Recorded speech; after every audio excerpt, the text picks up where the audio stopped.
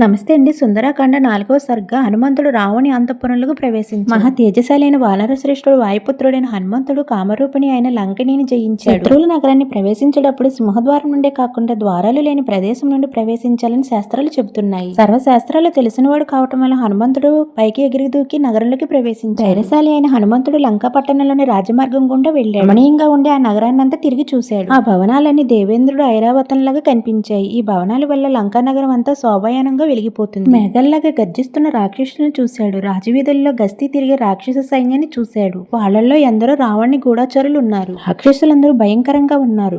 పొట్టివాళ్లు ఉన్నారు, పొడిగాటి వాళ్ళు కూడా ఉన్నారు. వికృత రూపాలు వాళ్ళు ఉన్నారు, మన్మథకారులు ఉన్నారు. అక్కడ హనుమంతుడు మహాబలవంతులైన రాక్షసులు మరణాయుధాలను ధరించిన వారిని చూశాడు. అంతేకాకుండా వాళ్ళంతా కామరూపులు, స్వేచ్ఛగా ఎక్కడికైనా వెళ్లరాగల సమర్థులు. అటువంటి సైనికులు 100,000 మంది నగరాన్ని కాపలా కాస్తూ ఎప్పుడూ సర్వసన్నుదులై ఉంటారు. రావణాసురుడు భవనానికి గల ముఖద్వారం బంగారంతో చేయబడి ఉండటం హనుమంతుడు చూశాడు. ఆ భవనం ఎత్తైన పర్వత శిఖరం పైన ఉంది. రావణాసురుడు అంతఃపురం స్వర్గంలాగా ఉంది. ఎక్కడ చూసిన మధురమైన సంగీతాలు వినిపిస్తూ ఉంటాయి.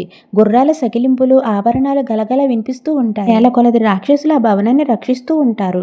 అటువంటి భద్రతా వలయం మధ్యలో ఉన్న రావణుని భవనంలోకి హనుమంతుడు రహస్యంగా ప్రవేశించాడు. రావణుడు భవనం బంగారంతో నిర్మించారు. అంతఃపురం అంతా అరకుండ చందన, అగరు వంటి సుగంధ ద్రవ్యాలతో తడుపుతూ ఉంటారు. అటువంటి రావణి అంతఃపురంలోకి హనుమంతుడు రహస్యంగా ప్రవేశించాడు. 4వ సర్గ సమాప్తం. జై శ్రీరామ్.